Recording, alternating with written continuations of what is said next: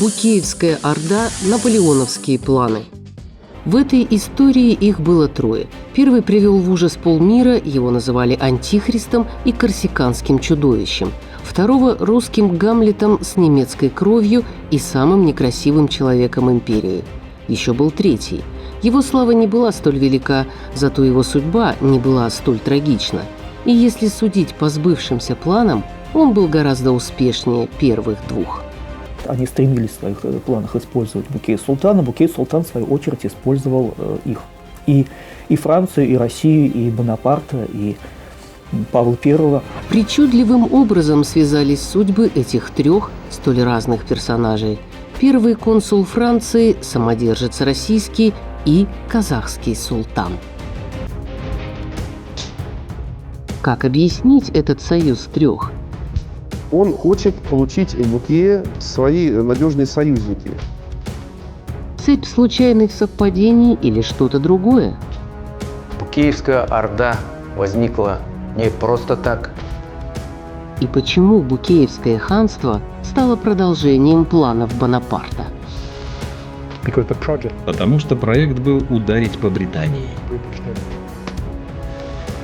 Французский проект «Убийство императора и новое ханство» – совершенно невероятный и абсолютно реальный союз трех. Букеевская орда – наполеоновские планы. Глава 1. Степной стратег.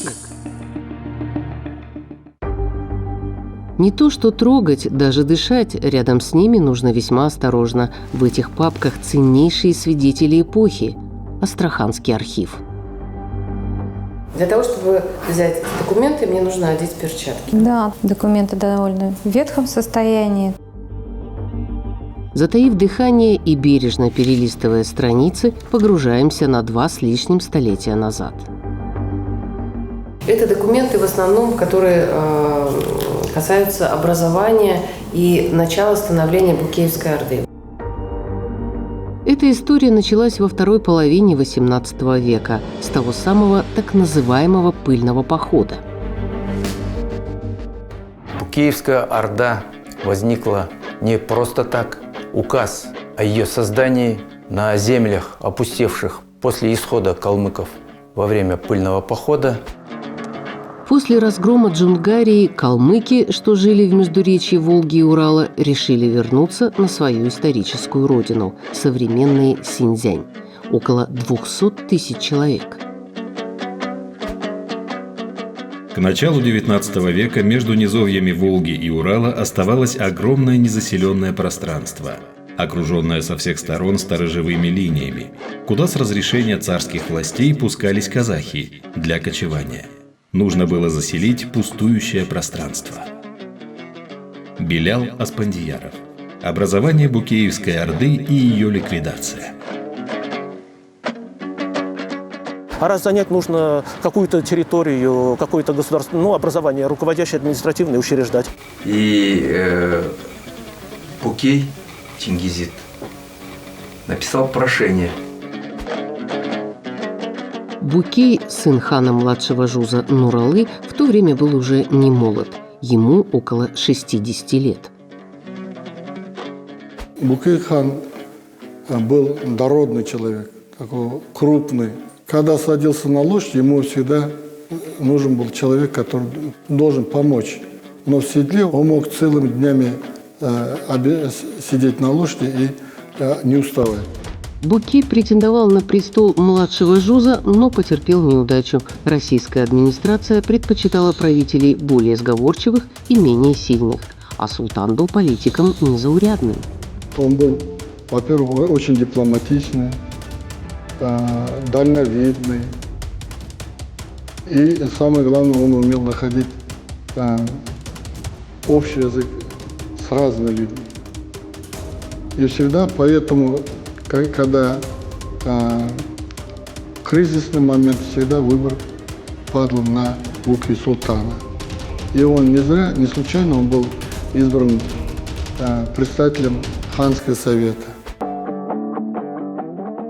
этакое народное правительство. Ханский совет был создан в 1797 году для ограничения ханской власти. Он же и позволил Букею к этой самой власти приблизиться. Это обращение ордынских ханов. Вот этот документ датирован 30 декабря 1800 года по определению места и получению разрешения нахождения на территории. Перед самым образованием Букеевской Да. Орды. Но у председателя ханского совета были более масштабные планы. Букей обратился за помощью к своему знакомому Павлу Попову. Попов это был атаман, казачий атаман астраханского войска. Попов подал Букею мысль организовать самостоятельное ханство в Нарын-Песках. По его совету Букей обратился к астраханскому губернатору Кнорингу и просил его возбудить ходатайство перед царем о принятии в вечное подданство с подвластным ему народом, чтобы было позволено кочевать между Волгой и Уралом. Белял Аспандияров. Образование Букеевской Орды и ее ликвидация. Так был сделан первый шаг. Прошение ушло на рассмотрение. Впрочем, могли и не уважить просьбу не очень известного султана. Помог Наполеон. Кто придумал индийский поход? Как консул Бонапарт помог султану Букею? Кем был таинственный Сеид-Баба? Глава 2. Имперский проект.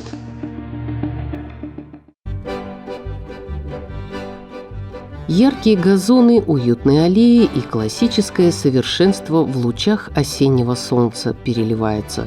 Париж – такой Париж. Здесь даже дом инвалидов – дворец. Впрочем, тысячи туристов сюда совсем не великолепная архитектура привлекает. Известно, что Наполеон скончался на острове Святой Елены в 1821 году. А через 19 лет после его смерти вдруг вспомнили, что он хотел быть похоронен на берегу Сены. И такой собор нашли в доме инвалидов. Вокруг постамента золотом нанесены названия битв, выигранных великим полководцем. Но это сражение он проиграл, говорит принц Шарль, внучатый племянник Наполеона. Оно даже начаться не успело. По мнению принца, это вообще была идея Павла I, а Наполеон ей воспользовался.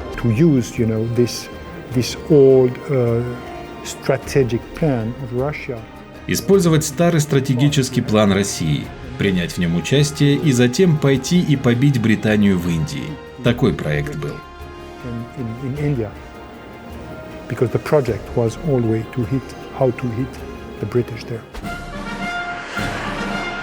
Побить, добравшись до жемчужины английской короны, мечта Наполеона и начало большой игры. В то время Россия и Британия еще союзники, воюют против Франции. Год 1800, тот самый, когда Букей подал прошение Павлу I. К тому времени часть российских войск разгромлены Наполеоном. Но он делает неожиданный шаг. 6 тысяч пленных возвращены в Россию без обмена и других условий.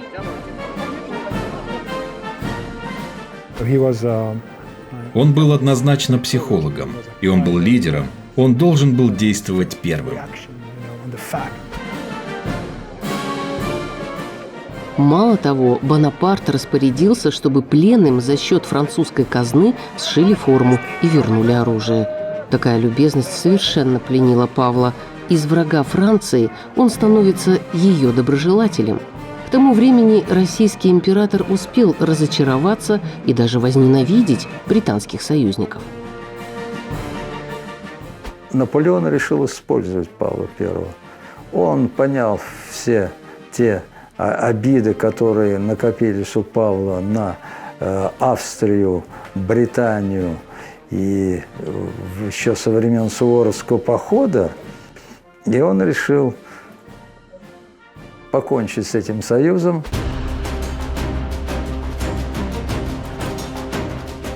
Наполеон обдумывал комбинацию, основанную на походе французских войск в Южную Россию, где они соединились бы с русской армией, и он повел бы обе армии через Среднюю Азию в Индию.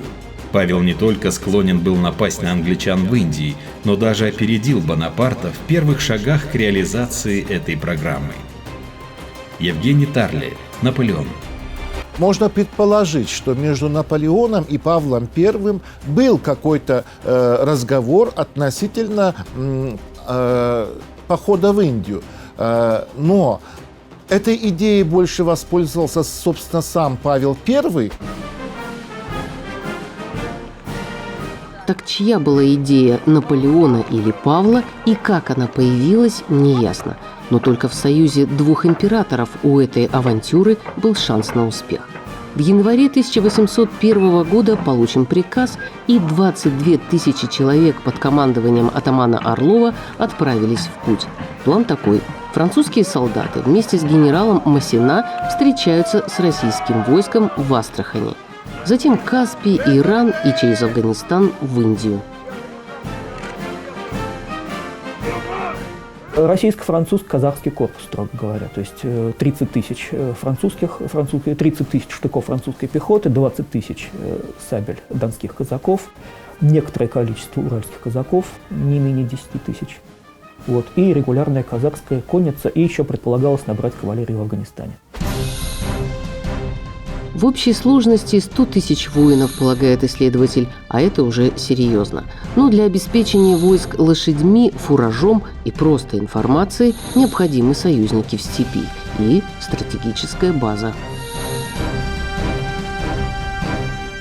Нужно было каким-то образом передвигать войска, армию, военную технику, а это требовало еще дополнительной поддержки от тех народов и населения, которое проживало на пути в Индию. По пути следования огромной армии надо иметь форпосты, укрепления, базы для армии. Армия должна все время идти и отдыхать, снабжаться продуктами питания и так далее. И вроде одной из причин быстрого разрешения этого вопроса связано с этим. Официальная версия создания внутренней автономии – рассредоточить население младшего жуза, решить земельный вопрос и заодно осуществить переход на оседлый образ жизни. Это делало степную политику более управляемой и предсказуемой. 11 марта 1801 года Павел I подписывает судьбоносный документ. Председательствующего в ханском совете Букея султана принимаю к себе охотно, позволяю кочевать там, где пожелает, и в знак моего благоволения назначаю ему медаль золотую с моим портретом, которую носить на шее на черной ленте. Астраханского же войска командиру Попову жалую чин генерал-майора в награждение за усердие. Павел I. Он хочет обезопасить вот эти земли от вторжений киргиз-кайсаков. И второй момент, хочет получить Букея в свои надежные союзники в завершении этого проекта. И тут удивительное совпадение. В окружении казахского султана был один человек, весьма таинственная и влиятельная личность. У Букей-хана был некий такой духовный наставник, нагаец Сеид Бабак, даже советовал как можно быстрее Букей-хану занять эту территорию, переселиться. Очень интересный персонаж, на мой взгляд, ключевой в этой истории. Он имел информацию, имел какие-то сведения об Индии. И у Букей-султана могла быть такая информация, которая была бы полезна и Наполеону, и Павлу в достижении своей заветной цели. В то время проблема маршрутов – одна из главных. «Карты мои идут только до Хивы и до Амударьи», – сетовал император Павел. А Сеид Баба точно знал и как до Индии добраться, и какие препятствия могут встретиться на пути. Он очень много путешествовал и долгие годы прожил в Индии. Но сообщал ли Букей какую-нибудь информацию, полученную от Сеид Бабы? И доходила ли она до императора российского? И могла ли эта информация спровоцировать идею индийской кампании? Известно только, что астраханский губернатор с атаманом, который возглавил поход, переписывался. Документов, именно как историк, могу сказать, что где фигурирует Сеид Баба, пока я не встречал. Так что какую роль сыграл или мог бы сыграть Сеид Баба во всех этих событиях, неизвестно. Уже через несколько часов после подписания указа об образовании новой Орды история сделает новый поворот. нужно было понимать, что и англичане не сидели там разинув рты, так скажем, да. И вот он подписал указ об образовании внутренней Орды поздно вечером. И через пару часов его убили в ходе дворцового переворота. Вот если бы этот союз Павла и Наполеона имел место жить дальше, если бы не козни этого Альбиона, то союз Франции и России, продолживший свою политическую историю, мог предотвратить многие войны в Европе. Может быть, и Первую мировую. Как известно, история сослагательного наклонения не знает. Случилось так, как случилось. Почему убили Павла I? Чем закончился индийский поход? И как Наполеон еще раз помог султану Букею? Глава 3. Роковой удар. Союз с Россией рухнул, когда заговорщики вошли в спальню Павла I. Он видит в лентах и звездах, вином и злобой упоенны, идут убийцы потаенны, на лицах дерзость, в сердце страх. Как будто про убийц Павла I написано. Более того, профиль императора был изображен на рукописи Пушкина. Михайловский замок, 12 марта, примерно половина первого ночи. Их было несколько человек, разгоряченных шампанским. Получает он в висок удар табакеркой, потом его душат шарфом. Его придворные, купленные на деньги английские стараниями посла Уитворта. Подданным объявили, что император скончался от апоплексического удара, но в это мало кто поверил. Даже в народе потом тогда ходила такая шутка, что Павел I умер от апоплексического удара табакеркой в висок. Когда в Париж пришла весть, что Павел задушен в Михайловском дворце, Бонапарт пришел в ярость. Разрушилось все, чего он с таким искусством и таким успехом достиг в отношениях с Россией. Англичане промахнулись по мне в Париже в день взрыва адской машины. «Но они не промахнулись по мне в Петербурге», – кричал он. Для него никакого сомнения не было, что убийство Павла организовали англичане. Евгений Тарли, Наполеон. Один из первых документов, который подписал новый император, сын Павла, указ об отмене похода. Он отдает приказ своим войскам, своей армии, русской армии, регулярной армии казакам возвращаться обратно. Казаки, отправившиеся за сокровищами Индии, дошли только до реки Иргиз. Именно здесь войско догнал курьер с приказом Александра I. Поход отменяется. И тут еще одно странное стечение обстоятельств. В этом же году атаман Орлов по возвращении в свое имение скончался от апоплексического удара. Известно, что была некая переписка Павла I и консула Бонапарта, первого консула Бонапарта, которую сожгли в Англии в 1714 году. Остались свидетельства о том, что была сознательная, целенаправленная зачистка документации по индийскому походу. Он имел место быть, и Астрахани в нем отводилось не последнее место. Но мало документов сохранилось в России. Что там во Франции, сказать не могу. Что в Индии, тоже не знаю. А вот указ о Букеевской Орде Александр I отменять не стал, как отменил многие другие распоряжения своего отца. Султан с подвластным ему народом перекочевал в Нарын-Пески. С ним перешло до 5000 кибиток казахов. Букей старался привлечь на свою сторону больше народа. В течение первых 2 лет к нему перешло еще около 2500 кибиток. В первые 2 десятилетия после образования Букеевской Орды ее население беспрерывно увеличивалось за счет постоянного притока казахов. Белял Аспандияров. Образование Букеевской Орды и ее ликвидация. Они переехали под Букейскую Орду, вот территория, это карта. Междуречье Волги и Урала, которое вернули казахам, да? Однако даровать ханский титул Букею новый император не спешил. Еще одно странное совпадение. В июне 1812 года Наполеон напал на Россию, и этим же летом султан стал правителем Орды. Церемония возведения Букея на ханство произошла в июле этого же года. Как связаны эти два события? Почему именно в это время Александр I вспомнил о просьбе казахского султана? Тайны, да и только. В 12 году он был возведен в ханские достоинства.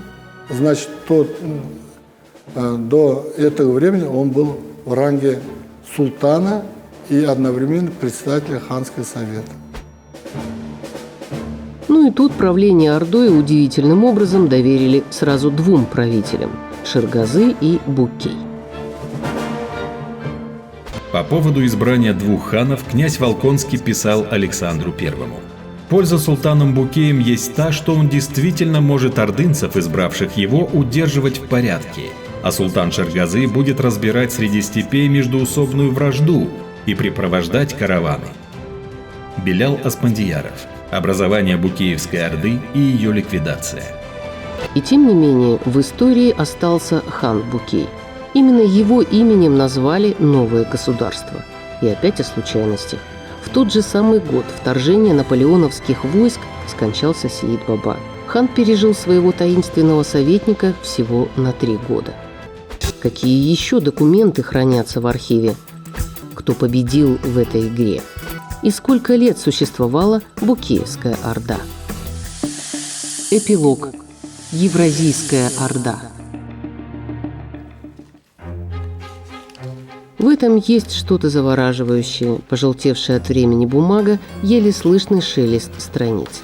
В Астраханском архиве букеевские документы занимают особое и весьма объемное место. 1901 год и дело о праздновании столетия селения в степи султана Букея с киргизами. Так что в первой партии большой игры, где, как и в остальных, главная ставка Индия и финал непредсказуем, один победитель все-таки был. В этой игре Букей Султан, несомненно, вышел победителем, потому что рухнула Французская империя, погиб Павел I, не состоялся поход в Индию. Но в 1801 году султан, потом хан Букей Нуралиев, спасибо ему за это, привел сюда орду казахов, которая стала внутренней Букеевской ордой. И без казахского населения сейчас очень трудно представить себе Астраханскую область. Наследие Букеевской Орды – это прежде всего, наверное, когда мы сегодня говорим об объединении Европы и Азии, да, об Евразийском союзе даже мы сегодня говорим, да, то я бы, наверное, сказал, что вот это вот как раз-таки один из ярких этапов становления евразийской, собственно, общности. Не как просто какой-то вот геополитической идеологемы, а именно как образца единения народов Европы и Азии. Уникальное государственное образование Букеевская Орда в той или иной форме существовало несколько лет. Вот так и закончилась эта история с 3 известными.